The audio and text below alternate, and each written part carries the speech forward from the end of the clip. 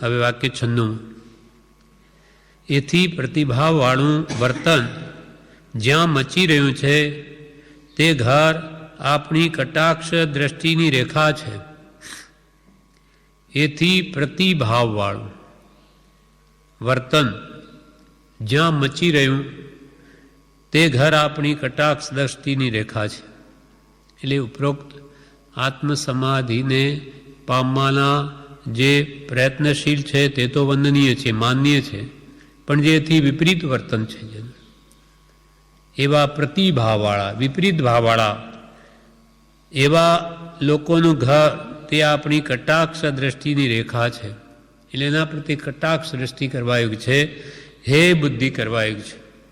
એટલે એ તરફ નજર પણ કરવા યોગ્ય નથી, કેમ કે જેનું વર્તન આત્માર્થને પોષે એવું નથી, વિપરીત છે. 93, 94 ને 95 પુષ્પમાં જે પવિત્ર, વંદનીય અને માનનીય એમ કહ્યું, તેથી વિપરીત વર્તન જે ઘરમાં હોય તેના તરફ નજર કરવા જેવું નથી. જેના ઘરમાં સદાચાર નથી, જેના ઘરમાં પવિત્રતા નથી, જેના ઘરમાં વંદનીય કથા એવો કોઈ આચાર નથી, તો પછી કે છે ત્યાં તે ઘર તરફ આપણે નજર પણ ન કરવી. કારણ કે તે હે છે, વિષય કસાય તો ત્યાગવા યુગ છે.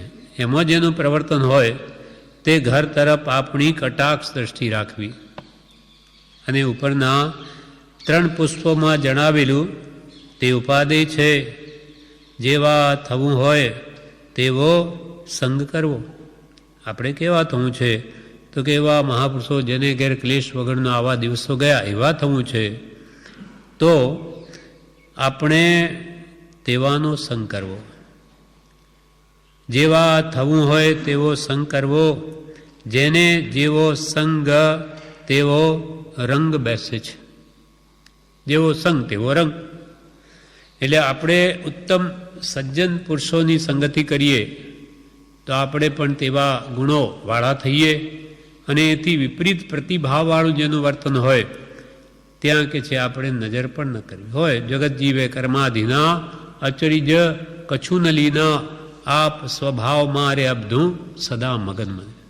કોઈ હોય એના કર્મે હજુ એને મોક્ષથી દૂર છે, એટલે કે દુર્ભવી છે, કાં ભવી છે, પણ આપણે એનાથી કોઈ પ્રયોજન નથી.